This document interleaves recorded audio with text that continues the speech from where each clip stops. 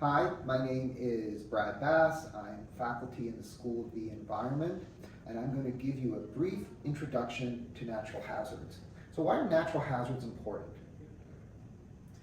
As you can see from this graph, natural hazards have been increasing dramatically, especially since the 90s. Now I want to draw your attention to two things on this graph. One is this bar here. That's 1973. The data from 1973 to now is pretty good. We're pretty confident in that. We're not that confident in the data before 1973, so it's possible that there were some very bad years going back all the way back through our history that we just didn't pick up. The other thing that's very important is most people associate earthquakes with natural hazards, but earthquakes aren't the big problem. Floods and extreme weather are the big problems, and for the most part, extreme weather does two things. It causes floods and heat waves. Right now, floods are the biggest concern. By 2100, heat waves will also be a very big concern, especially in lower income countries.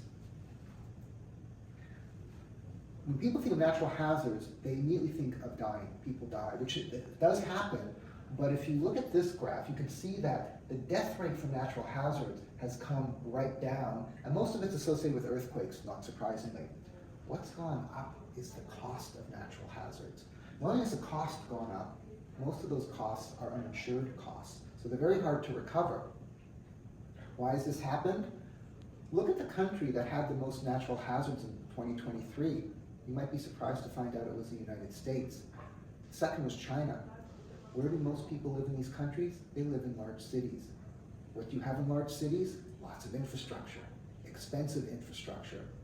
When it's damaged, it costs a lot of money to repair. And you might not be able to read this, but at the peak, the cost of natural hazards were $400 billion globally.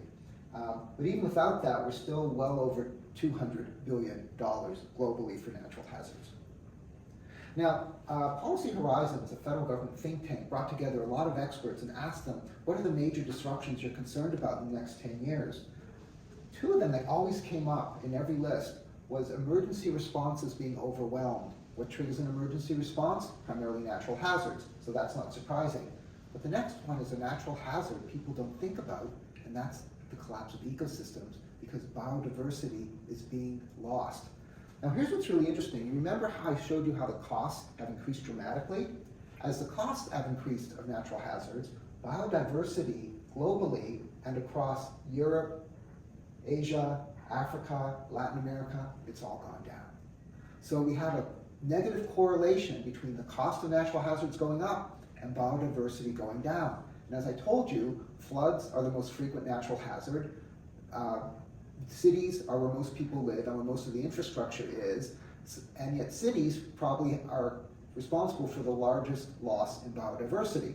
So it seems like we might have a solution here, which is restore biodiversity into the cities. Here's one such experiment in New York called an enhanced tree pit. Now you see tree pits all the time in cities. It's where the trees grow out of sidewalks. The enhanced ones are much larger. And during Hurricane Sandy in New York, when they got about 280 millimeters of rain, the tree pits handled everything. So we know they work. Okay, so what do we know? So we know that flooding is the most frequent and most costly natural hazard. Just to give you some numbers, in Hurricane Hazel in 1954, which happened here, we got 280 millimeters in 2 days. Hurricane Ian, which hit Florida 2 years ago and was the most devastating hurricane in Floridian history, dropped that amount of rainfall in 12 to 24 hours. It was a 1 in 1,000 year storm. Hurricane Sandy in New York dropped a similar amount of rainfall, although it was, I think it was 1 or 2 days. And the enhanced tree pits were not flooded out. They handled all the water. In Toronto in 2013, we had what's called a century storm. We got 120 millimeters in 2 to 3 hours. It flooded all the rail transit. There was no subway and there was no GO trains. In fact, there are pictures of GO trains sitting in water as they tried to go through that flood, through that rainfall. Now, when you get a hurricane, you also get storm surges, which are, think of a wall of water coming at you that's 2 to 4 meters high or 6 to 12 feet high.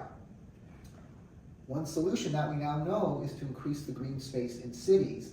And we have many options for that. I showed you enhanced tree pits, but you can increase green space on rooftops, on walls, and on the streets.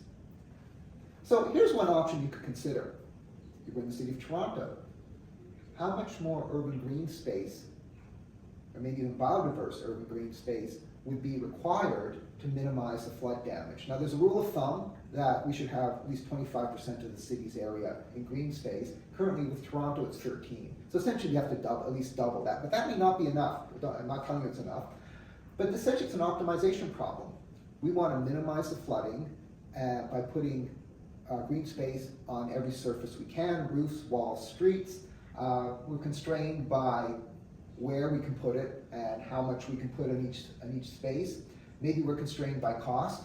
And for City of Toronto, we're going to have multiple scenarios of green space that will probably work. So the question is, do we need the best solution, or can it just be good enough?